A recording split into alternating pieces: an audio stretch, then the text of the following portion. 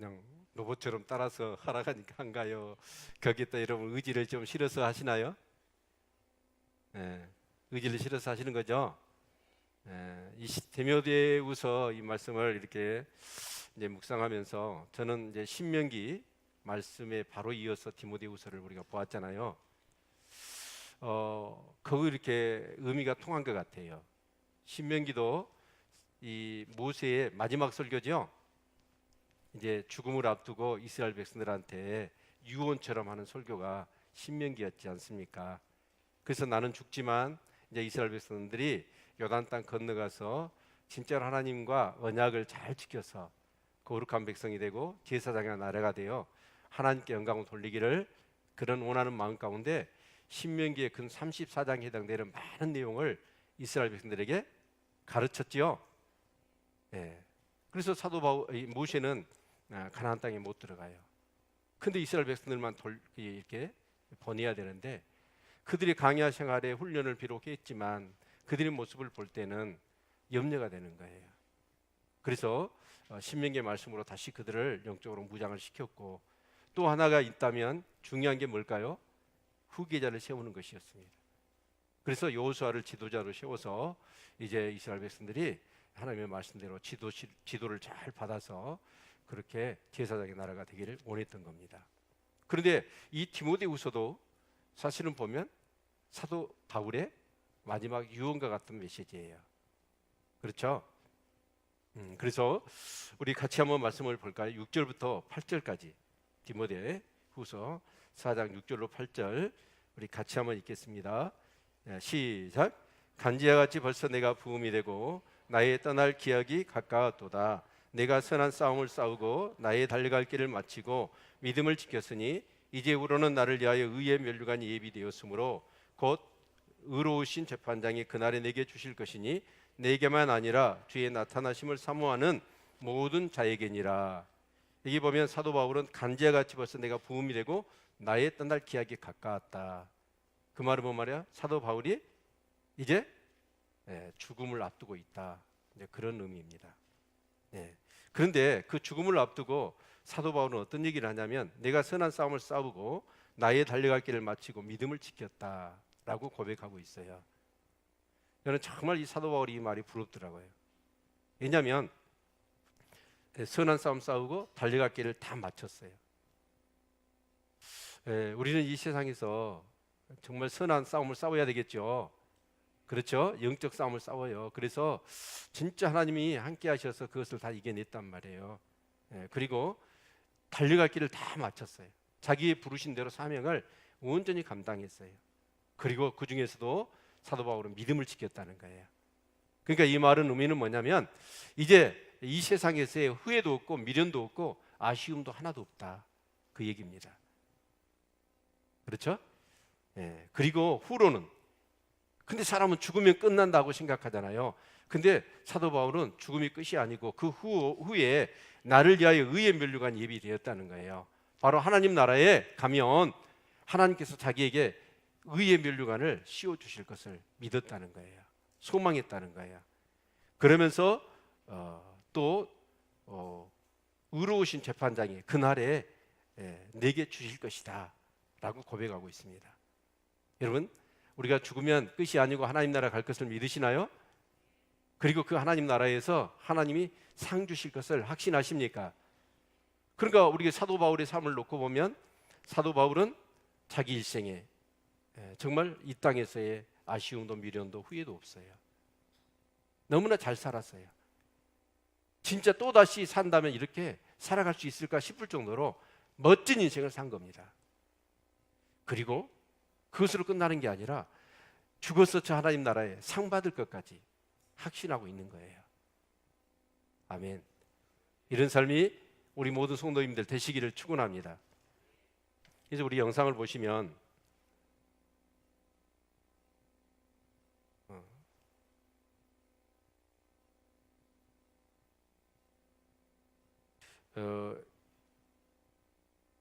일본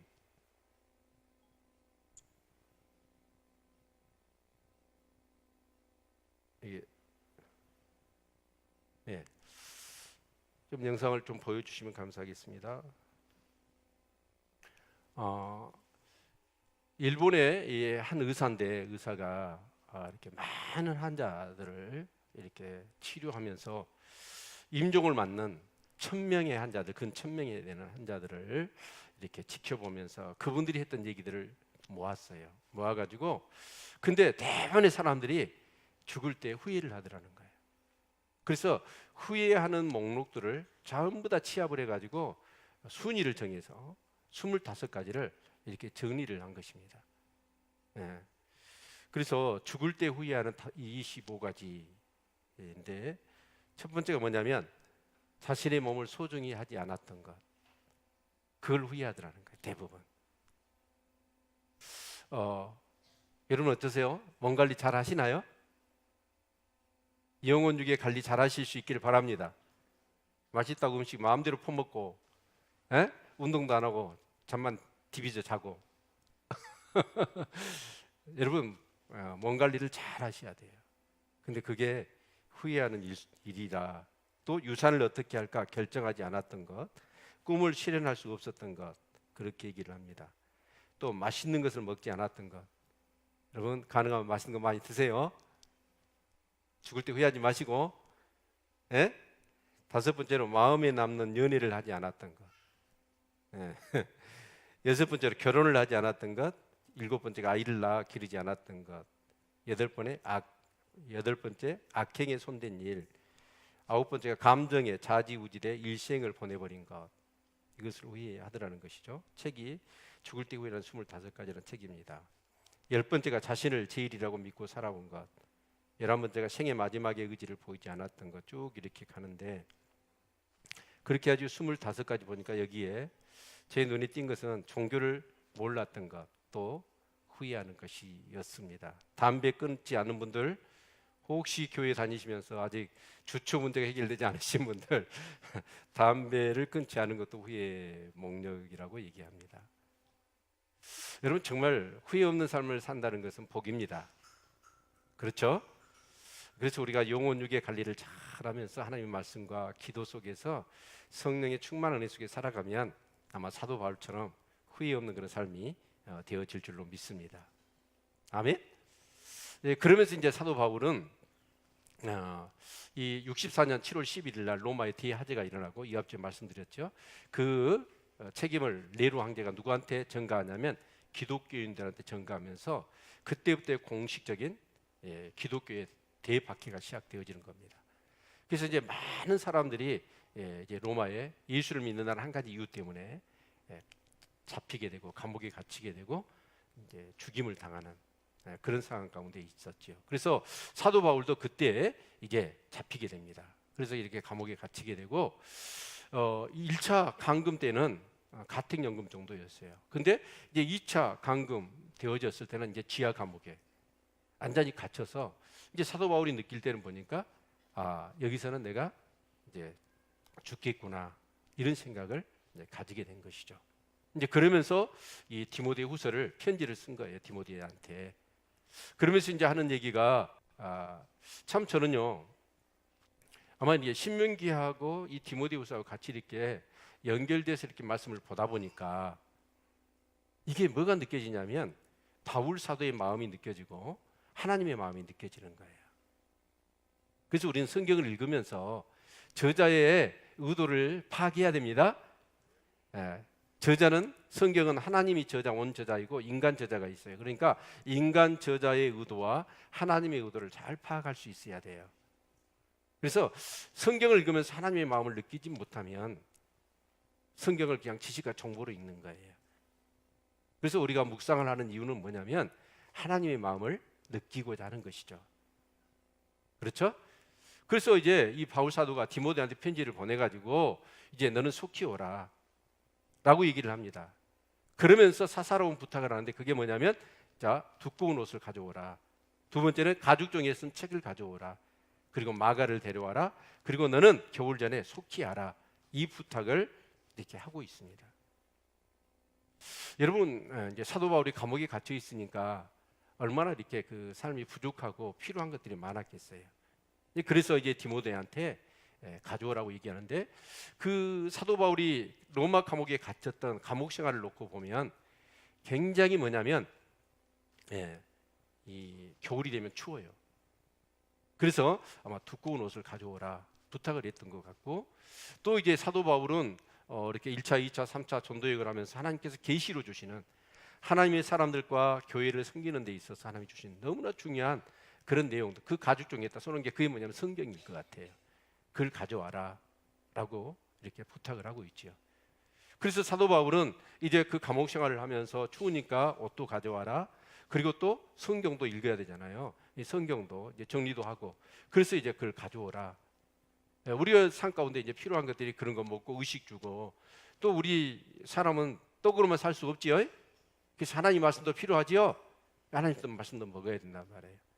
근데 저는 여기서 뭘 느끼냐면, 사도 바울이 지금 옷도 가져와라, 또 뭐 이렇게 책도 가져와라 라고 하지만 가장 사도 바울이 원하는 건 뭘까요? 사람이에요, 사람.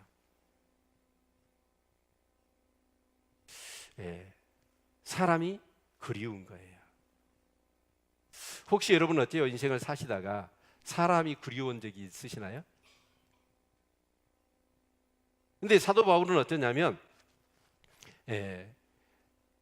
진짜 이 디모데를 보고 싶었던 것 같아요.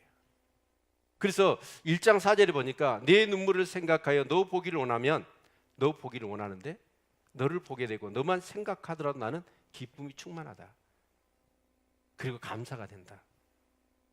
왜냐하면 너는 깨끗한 양심에 거짓이 없는 믿음이었고, 그래서 디모데를 생각할 때 이 바울 사도는 어쩌냐? 정말 너무나 기쁘고 그립고 감사가 되는 거예요. 사랑하는 성도 여러분들, 우리 기독교의 최고의 가치 중에 하나가 있다면 그건 뭐냐면 한 영혼이 온 천하보다 귀하다는 것입니다. 저는 정말 이 말씀이 너무 좋더라고요. 한 사람이 온 천하보다도 너무나 소중하다라고 하는 이 가치관 가지고 우리가 세상을 살아야 될 줄로 믿습니다. 그래서 제가 포스트 인카운터나 할 때 그리는 그림은 있죠. 하나님, 사람, 물질. 하나님이 사람을, 물질을 지으시고 그 물질을 사람에게 주셔서 다스리도록.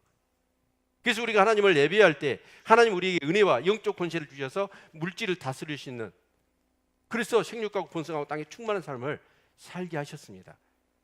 이것은 성경에서 우리가 우리의 형상을 따라 사람을 만들자 하시면서 하나님께서 우리 인간에게 주신 복입니다. 그런데 이 땅에 죄가 들어오면서 어떤 문제가 생기죠? 가치관에 전도가 일어납니다. 하나님을 알지를 못해, 영이 죽어버리니까. 그러다 보니까 하나님을 최고로 섬겨야 될 우리가 오늘 누구를 최고로 섬기고 있습니까? 돈과 물질을 최고로 섬기고 있습니다. 그러다 보니까 우리는 어떻습니까?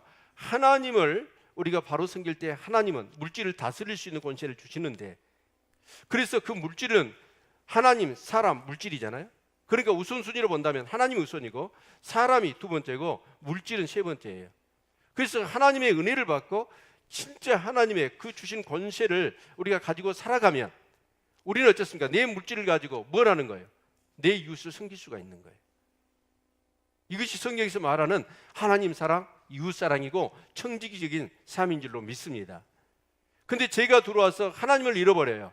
그러다 보니까 있죠, 우리는 가장 우선시해야 될, 섬겨야 될 하나님을 섬기지 못하고 우리가 물질을 섬깁니다. 물질이 최고예요, 우선순위. 그 다음에 사람이 최고고 그 다음 뭐예요? 하나님이에요. 창조주인 하나님을 우리가 있다 없다 죽었다 살았다 마음대로 하나님을 얘기하고 논해버립니다. 그러다 보니까 어떻습니까? 그 물질을 위해서 내 이웃들을 희생하는 거예요. 사람을 이용하는 거예요. 그래서 물질을, 그래서 말세에 고통하는 때가 이른다고 그랬죠. 그 말세의 고통이 뭐예요? 자기를 사랑하고 돈을 사랑하고 무정하고 온통함을 풀지 않고, 이런 얘기를 쭉 하고 있는 것을 우리가 보았습니다. 여러분, 우리 기독교의 최고의 가치는 뭐냐면 하나님 사랑, 이웃 사랑입니다. 그럴 때 우리에게 중요한 건 뭐냐면 물질이 아니라 여러분 사람이어야 돼요. 아멘. 그래서 이 사도 바울은 이 복음의 사역을 감당하면서 진짜 중요한 게 뭐냐면 바로 사람이었습니다. 그래서 여러분 사도 바울은 이 디모데를 이제 속히 오라라고 이렇게 말씀하고 있는 것을 볼 수가 있습니다. 여러분 우리 기독교의 가장 중요한 게 사람입니다. 그런데 오늘 여기 본문에 보면 어떤 사람이 나오냐면 알렉산더라는 사람이 나와요. 14절 한번 읽어볼까요? 14절 같이 한번 읽죠. 시작. 구리장식 알렉산더가 내게 해를 많이 보였으며 주께서 그 행한 대로 저에게 갚으시리니 너도 저를 주의하라. 제가 우리 말을 심히 대적하였느니라. 근데 우리가 인생을 살다 보면 어때요? 알렉산더 같은 사람을 만나요. 그래서 이 알렉산더에게 지금 이 바울 사도가 그 사람을 주의해라 그 얘기를 하고 있잖아요. 여러분 어떠세요? 여러분 주위에 주의해야 될 사람이 있습니까? 이 얘기는 그예요. 야, 너 누구 있잖아. 그 사람 절대로 만나지 마라. 그 사람은 뭘 하냐? 하여튼 수단과 방법을 가리지 않고 너를 이용해 먹고, 하여튼 그 사람 혹시 무슨 일로 인하여 같이 뭔가를 하더라도 마음은 주지 말아라. 그랬다가는 네가 큰 코 다치고 네가 망할 거다. 여러분이 그런 사람 되셔도 안 되고 여러분 주위에 그런 사람이 있어서도 안 되겠지요. 그렇죠? 여러분 사도 바울은 이 디모데는 어떤 사람이었냐면 진짜 생각만 해도 기쁨이 있고 감사가 되는 사람이었어요. 근데 여러분 이 알렉산더는 어떤 사람이에요? 어떻게 보면 저도요 이렇게 보면 사람을 이렇게 사귈 때 보면 어떤 사람한테 가면은요 말 한마디 단어 한마디가 힘을 줘요. 여러분 그래서 어쩔 때는 막 영적인 사람이 그립더라고요. 자기 위주로 자기 주장이 세고 그 사람 주위에만 가면 뭐냐면 막 이용당하는 느낌이 들어요. 이 목사님들 중에도 그런 사람이 있습니다. 흔히 정치하는 목사님들이 막 사람들을 모아요. 하나님 일을 하자고 막 집회를 하자고 사람을 모아요. 그래가지고 가서 와 그래서 우리 하나님 일을 하자, 영광을 돌리자, 우리 같이 힘을 합치자. 그래갖고 딱 가서 보면 그 사람이 뭐예요? 그 연합된 힘을 자기를 위해서 써버려. 하나님 영광이 아니라. 그러면 그 사람 주위에 가면 어떤 느낌이 드냐면 항상 이용당하는 느낌이 드는 거예요. 그런 사람은 진짜 영적인 사람은 싫어합니다. 근데 어떤 분은 그래요. 진짜 가서 이렇게 얘기를 해보면 저분의 마음이 누구에게 가 있냐면 자기를 깡그리 다 비워버려. 그리고 하나님께 있어. 말하는 게 전부 다 하나님 영광이야. 그렇게 살지 못한 자신의 연약함을 막 토로하는 거예요. 근데 그런 사람들 앞에 가면 어쩌냐면 단어 한마디가 힘을 얻을 때가 있어요. 그런 사람이 되시기를 바랍니다.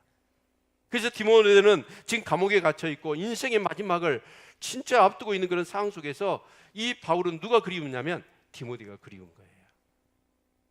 아멘. 오늘 이 시대가 그렇습니다. 사람을 이용하고 그렇게 해서 어떻게든 자기 이익을 얻으려고 하는 이런 시대 가운데 적어도 우리 크리스찬들만은 그렇게 살아서는 안 됩니다. 하나님의 영광을 위하고 어떤 내 주위에 있는 모여있는 사람들에게 위로와 격려를 줄 수 있는 우리 성도님들 다 되실 수 있기를 주의 이름으로 축원을 드립니다. 아멘.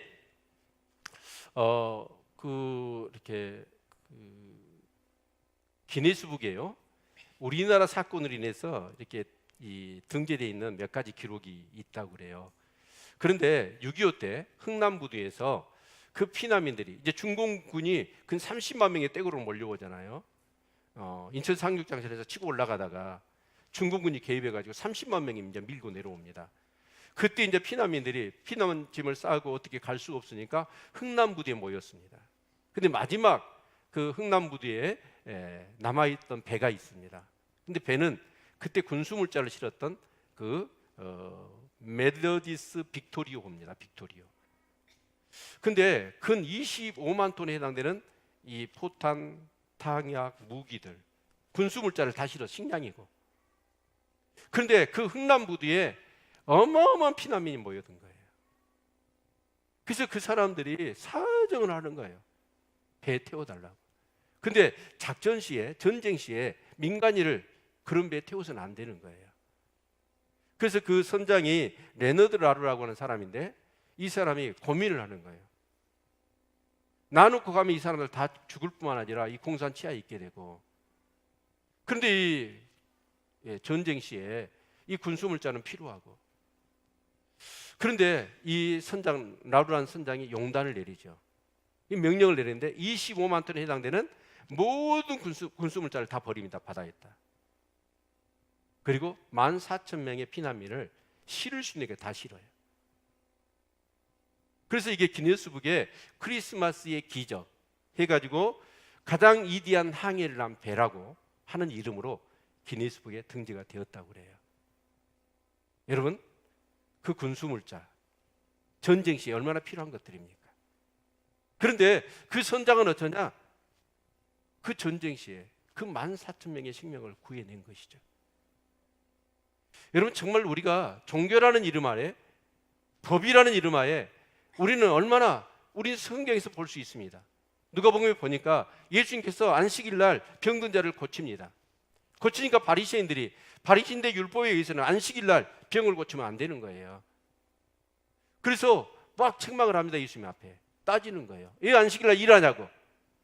그때 예수님이 말씀합니다. 만약에 안식일이 할지라도 너희 아들이나 너희 소가 우물에 빠졌으면 너희들 꼭 건지지 않겠느냐. 여러분, 안식일이 누구를 위해서 있죠? 생명을 위해서 있고 사람을 위해서 있는 겁니다. 법이나 전통이나 문화가 누구를 위해 있는 거예요? 사람을 위해 있는 거예요.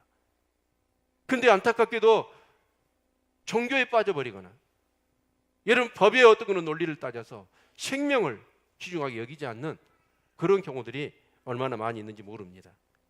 여러분, 사도 바울은 사역을 하면서, 여러분, 이 복음의 사역은 누구를 위해서예요? 사람을 살려내기 위해서입니다. 그렇죠?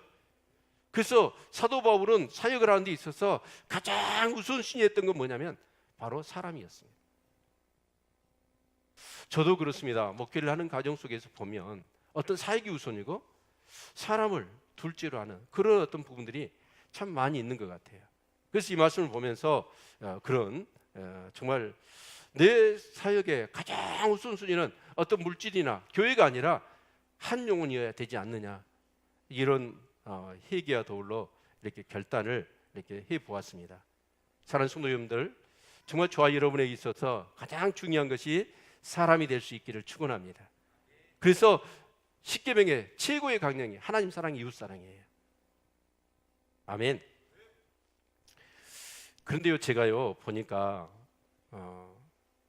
사도 바울이 이제 자기 최후를 앞두고 있고 사람이 있고 디모데를 보고 싶고 이제 그랬던 것도 이해가 돼요. 그러나 그것은 한 인간의 어떤 측면에서 우리가 생각해 볼 수 있는 부분이라면, 영적인 관점에서 이 디모데를 그렇게 보려고 했던 이유가 뭐냐라는 생각이 들었습니다. 그건 뭐냐면 모시와 똑같은 마음일 것 같아요. 그러면 이 복음의 역사를 이루고 난 다음에 사도 바울이 죽어버리면 그 바톤을 이어서 이 복음의 역사를 계속해서 증거할 수 있는 사람이 있어야 되지 않겠습니까? 그래서 사도 바울은 앞으로 이 복음에 자기의 대를 이어서 뭔가 바톤을 받아서 이 복음을 계승하고 계속해서 이 박해와 세상이 약해지고 말세에 고통하는 때가 있지만 이 복음의 역사가 계속되기를 원했던 거예요. 왜요? 이 예수 그리스도의 복음만이 사람을 구할 수 있고 세상을 변화시킬 수 있기 때문이라고 확신했기 때문에 그런 것입니다. 그리고 사도 바울은 그걸 자기가 경험했습니다. 디모데전서 1장에서는 분명히 얘기합니다. 내가 포행자요, 핍박자요, 죄인 중에 괴수였다. 그래서 자기는 예수를 알지 못했을 때는 예수 믿는 사람들이 이단 사업에 미쳐가지고 진짜 거시에 놀아나는 정말 이 사회에 해악을 끼치는 자들이라고 생각했어요. 예수 믿는 사람만 보면 막 분노와 치밀어 올랐어요. 그래서 그 사람들을 잡아 가두고 죽이는 일에 앞장서지 않았습니까? 근데 사도 바울이 정말 다메섹 도상에서 부활하신 주님을 체험한 겁니다. 그러면서 자기의 어떤 가치관과 자기 세계관이 완전히 바뀌어버린 겁니다. 그리고 그 복음을 통해서 1차, 2차, 3차, 4차 전도행을 하면서 복음을 전할 때마다 각 도시에 마을마다 사람들이 이 예수 그리스도를 받아들이면서 악한 영이 떠나가지요, 질병이 치료되지요, 죽은 자가 살아나지요, 사람들의 생각과 삶이 변화되지요, 도시가 바뀌지요. 이것을 봤을 때 사도 바울은 자기 안에 끓어오르는 이 복음의 열정, 근데 자기가 죽고 나면 이 세상 어떻게 될 것인가, 그 고민을 하지 않을 수가 없었습니다. 그래서 디모데를 부르는 이유는 뭐냐면 디모데에 그 얘기를 하려고 그러는 거예요. 우리는 성경에 이제 사도 시대만 기록되어 있잖아요. 그리고 요한계시록에 이제 초대교회 7개의 역사가 진행이 뭐 예언처럼 이렇게 나와 있지만 사실은 사도 다음에 속사도 시대가 있고 교부 시대가 있습니다. 그리고 초대교회가 열리는 거거든요. 그러면 여러분 이 사도들이 지금 이제 바울 사도 그리고 사도 요한이 있었겠죠 그 당시에. 그러면 여러분 이 사도들이 죽으면 그 다음 뒤를 이어서 뭔가 이 복음의 역사를 이루어야 되지 않겠습니까? 그래서 사도 바울은 자기 삶의 후회도 아쉬움도 미련도 없어요. 저 하나님 나라의 영광의 소망이 있어요. 근데 모세도 그랬고 바울 사도도 그랬고 위대한 사람들은 뭐냐? 자기 모든 것을 이뤘다라고 끝나는 게 아니라 후대에 하나님 나라를 걱정하더라고. 우리 사는 성도님들도 그런 신앙을 가질 수 있기를 축원합니다. 나만 잘 믿고 나만 천국 가면 그런 게 아니라 내 죽고 난 다음에 이 복음의 역사를 통하여 정말 하나님의 나라가 이루어지기를 원하는 그 염려, 그게 지금 이 디모데후서에 그 하나님의 마음이 녹아져 있고 사도 바울의 그 마음이 이 디모데후서에서 녹아져 있는 거예요. 그래서 사도 바울은 뭐냐?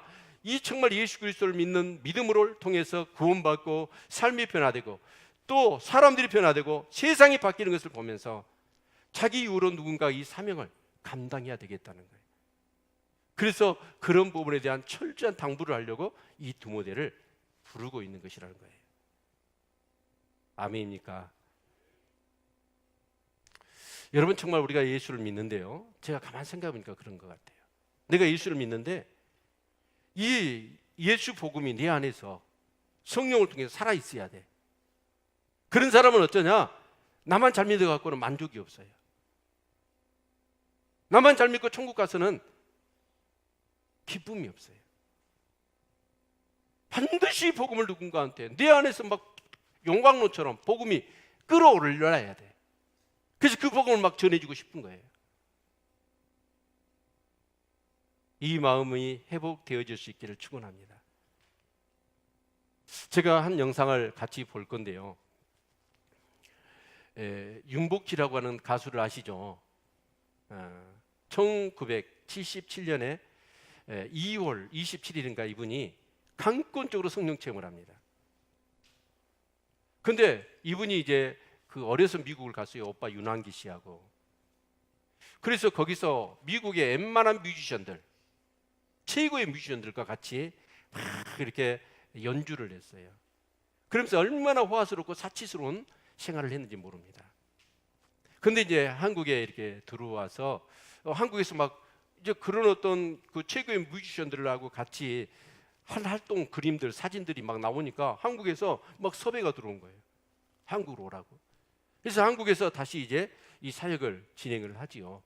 그런데 이 윤복희 씨가 어려서 엄청나게 고생을 했더라고요.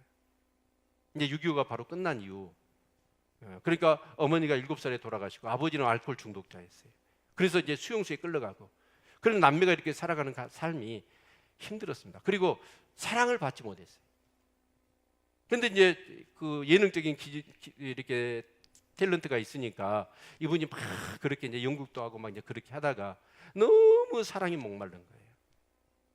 그래서 생각에 그 엄마의 사랑 희미하지만, 그래서 자기 생각이 어쩌냐면 자기가 죽으면 엄마 곁으로 간다는 생각을 갖고 칼을 들어서 자기 손목을 긋잖아요. 그런데 이제 하나님의 은혜로 살아나지요. 살아나고 이제 그러면서 이분이 성령 체험을 하게 됩니다. 그 전에 막 어떤 일들이 있냐면 막 그 전중과 의도로 이렇게 그 뭐죠? 활동을 하려고 가다가 차가 막 낭떠러지 떨어져서, 그런데도 살아나고 그 무대가 쓰러져 가지고 척추 뭐 이렇게 3개가 나갔는데도 불구하고 하나님 기적같이 의사들도 깜짝 놀라게 치료해 주시는 거예요. 그리고 마지막에는 이 후두암이 생겨가지고 목소리를 낼 수가 없는데 이 후두암도 진짜 그 이 손가락만한 그 종양이 생겼는데 그게 흔적도 없이 사라져 버립니다. 이런 걸 체험하고 나서 윤복희 씨가 완전 예수 그리스도를 완전히 그냥 원색적으로 체험한 거예요. 강권적으로. 그래서 이제 윤복희 씨는 어떤 결단을 내리냐면 그 은혜를 체험하고 나니까 도저히, 근데 그때 얼마나 강권적으로 성령의 은혜를 체험했던지 하나님이 계속해서 뭔가를 보여주시고 막 말씀을 주시는 거예요. 그때 누구를 만나냐면 온누리교회 하용조 전도사님을 만납니다. 나중에 하용조 목사님이 되셨잖아요. 근데 이제 그분에게서 이렇게 얘기를 했더니 이제 그 얘기를 막 하잖아요. 하나님이 들려주는 음성을 보고 뭐 보여준 것을만 얘기하면 주위 사람들이 전부 다 뭐라고 그래요? 윤복희 씨를 미쳤다고 그러는 거예요. 저 어디 헷갈하겠다. 그래서 하용조 목사님한테 얘기를 했더니 그 분별을 해야 되는데 보여준다고 막 들려준다고 해서 다 얘기를 해버리면 안 되죠. 그래서 그 얘기를 나한테만 해라. 그래서 하용조 목사님 3년 동안을 개별적으로 성경 공부를 하면서 이렇게 잡아주는 거예요. 그러면서 그 은혜가 너무나 커가지고 이제 그때부터 윤복희 이분이 지금은 권사님이신데 세상 노래를 부를 수가 없더랍니다. 세상 노래를. 그 얼마나 하나님의 그 은혜 체험을, 성령 체험을 하고 났더니 이 인간의 희노애락을 얘기하고 싶지가 않더래요. 그래서 그때부터 뭐냐면 이 버라이터 쇼, 디너 쇼 이렇게 막 부르면 가서 해주면 돈이 어마어마하게 버는 거예요. 근데 그걸 전부 다 거절해 버립니다. 그럼 자기는 그 하용조 목사님이 뮤지컬을 하라고 해가지고 뮤지컬만 하는 거예요. 그러면서 이제 그분이 6살 때인가 미국으로 갔는데 그때부터 이분은 이제 한국어보다는 이 영어가 더 친숙해요. 그래서 대부분 이제 작사를 하면 이 영어로 해놓고 그것을 한글로 번역하는 그런 건데 항상 1절, 2절을 할 때 윤복희 씨의 노래는 1절은 한국어고 2절은 영어래요. 그런데 이제 무슨 얘기를 하냐면 그 불의의 명곡 있죠.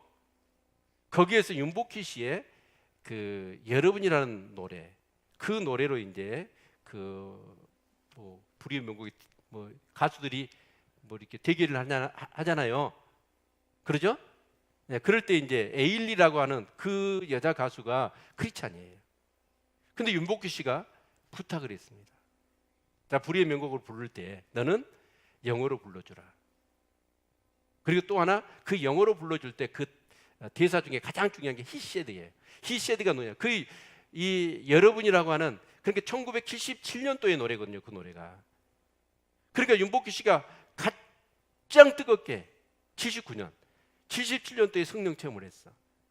그래서 가장 뜨거울 때 자기가 애롭고 힘들었을 때 그 성령 체험하고 나서 그 주님께서 자기에게 주셨던 말씀 그걸 여러분이라는 노래로 작사를 한 거예요. 근데 지금 이 에일리가 이 노래를 부를 때 그때 윤복희 씨가 소녀처럼 기뻐할 때가 있어요. 에일리가 그 노래를 부르는데 히세드 하면서 딱 그 노래를 부르는데 그것을 요구를 했어요. 영어로 불러주라는 거예요. 왜냐하면 한글로 노래를 하면 그 메시지가 안 나와. 전부 다 그 주어는 누구냐면 예수 그리스도예요. 여러분이라는 노래가. 아멘. 그래서 우리 방송실 한번 이 노래를 같이 한번 이렇게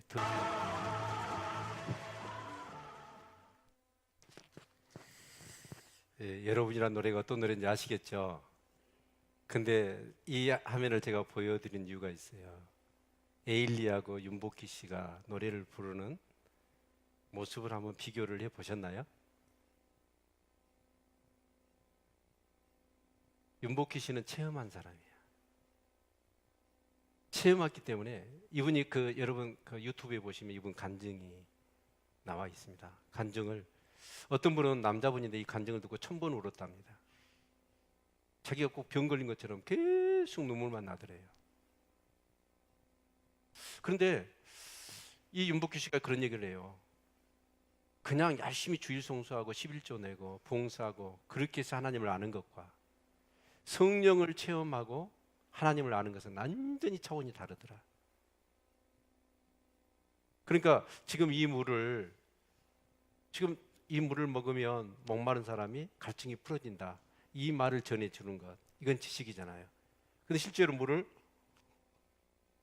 이렇게 마시는 거하고 결국 교회를 다녀도 그러니까 에일리가 노래를 부르는 거하고 이 윤복희 씨가 그건 자기의 삶의 고백이고 자기가 작사한 거예요. 그 주님이 주신 음성, 자기가 체험했던 그 주님을 그대로 노래한 거예요.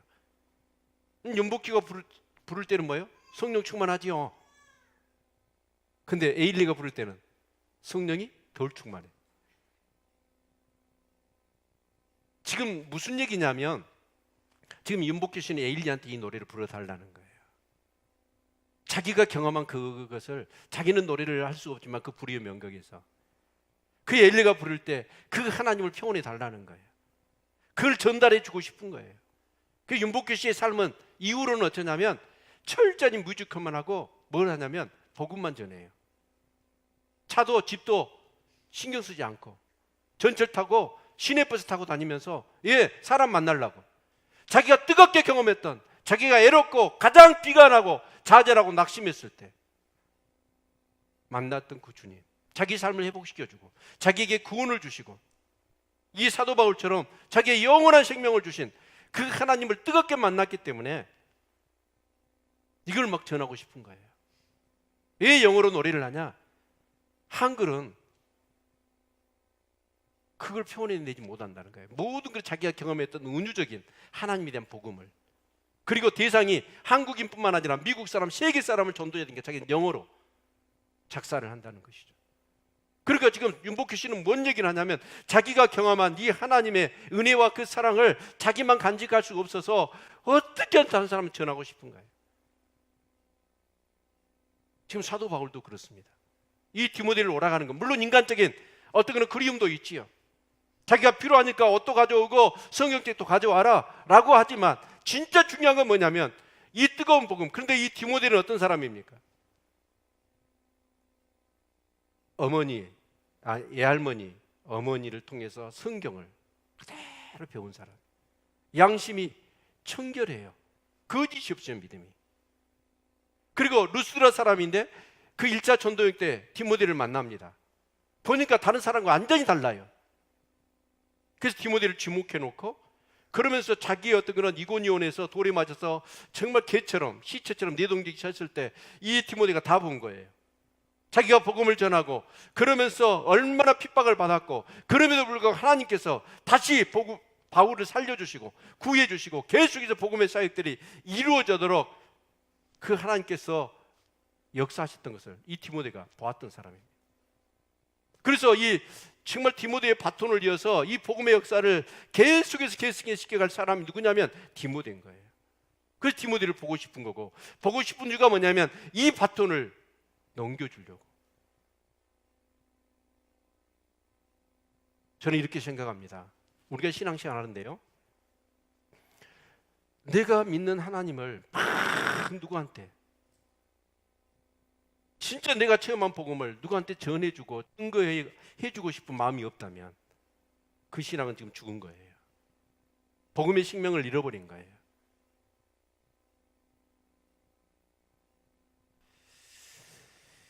사랑하는 성도 여러분, 이 간증을 좀 들어보시고 더 원하신 분은 저예요 주님, 윤복규 씨가 쓴 책이거든요. 이 책을 사서 읽어보시면 얼마나 저 윤복규 씨가 주님 만났던, 그리고 그 간증 들어보시면 지금도 여전히 자기 안에 그 하나님을 만난 예수 그리스도를 자기만 간직할 수 없는, 그래서 계속 복음 전한다. 사랑하는 성도 여러분, 정말 그렇습니다. 우리 다시 뜨겁게 하나님 사랑을 회복하고 그 은혜를 체험하는 우리 성도님들 되실 수 있기를 주의 이름으로 축원을 드립니다. 사도 바울은 지금 디모데에게 얘기를 하면서 17절부터 보면 주께서 내 곁에 있어서 나를 강건케 하심은 나로 말미암아 전도의 말씀이 온전히 전파되어 이방인으로 듣게 하려 하심이니 내가 사자 입에서 건지었느니라. 18절 주께서 나를 모든 악한 일에서 건져내시고 또 그의 천국에 들어가도록 구원하시리니 그에게 영광이 세세 무궁토록 있을지어다. 사도 바울의 사역들을 보면 사도 바울은 감옥에 갇혔습니다. 빌립보 감옥에 갇혀 있죠. 그때도 주께서 곁에 서서 음성을 주시는 거예요. 또 예루살렘에 가지 말라고 하는데 갑니다. 잡히잖아요. 그래서 그 유대인들이 서로 사도 바울을 놓고 언쟁이 붙었습니다. 가만 놔뒀다가는 청부장이 볼 때 어째요? 그냥 사지가 찢길 것 같아. 근데 그때 사도 바울에게 주께서 곁에 서서 네가 노마도 보아야 되리라. 그 정말 애롭고 힘들고 좌절과 낙심의 그런 상황 가운데서 항상 주님께서 곁에 계셔서 사도 바울에게 말씀해 주시는 거예요. 사도 바울은 디모데에게 아무리 말세에 고통하는 때가 이르고 세상이 약해지고 지금 대대적인 교회에 대한 핍박이 일어나더라도 나를 봐라. 내가 이렇게 복음을 전하다가 어려움을 당할 때마다 하나님이 정말 주께서 나를 도우시지 않았느냐. 이 일을 감당해라 라는 얘기를 하는 것입니다. 여러분, 세상에 나가보십시오. 많은 사람들이 교회를 다녔던 사람들입니다. 그럼 왜 지금 교회를 안 다니십니까? 라고 물어보면 그 사람들이 하는 얘기가 뭐냐면 사람들에게 실망했어요. 사람에게 상처를 받았고 실망했다라고 얘기합니다. 물론 사람 보고 교회를 다녀서는 안 되겠지만 오늘 우리 하나님을 믿는 사람들의 모습에 복음의 능력과 생명이 없는 거예요. 교회에서 자기를 드러내는 거예요. 끊임없이 자기를 위해서 신앙생활하는 사람들 뿐이라는 거예요. 그들은 잘 모르지만 기대감을 가지고 교회를 왔습니다. 그런데 하나님 믿는 사람들이 그 기대감과는 전혀 다르더라는 거예요. 아니, 세상 사람들과 똑같더라는 거예요. 그래서 교회 다닐 필요를 못 느낀다는 거예요.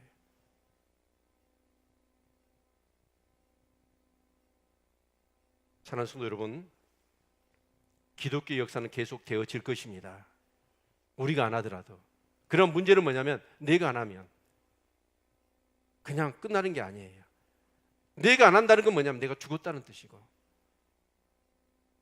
내 믿음이 그 믿음 갖고는 세상을 이겨낼 수 없을 뿐만 아니라 내 속에서 오는 그런 인간적인 감정과 그런 욕심 하나도 내 경험을 놓고 보면 그래요. 이겨내지 못합니다. 윤복희 씨가 얼마나 화려하게 살았습니까? 그런데 돈도 차도 집도 그런 건 상관하지 않아요. 이제 이 예수를 만난 그 은혜와 그 사랑이 얼마나 크기 때문에 아니 그렇게 디너쇼를 하고 쇼에 나가면 어마어마한 돈을 준다는데도 그걸 일절 거절해 버립니다. 그런 예수를 우리가 믿어야 되지 않겠습니까? 아멘.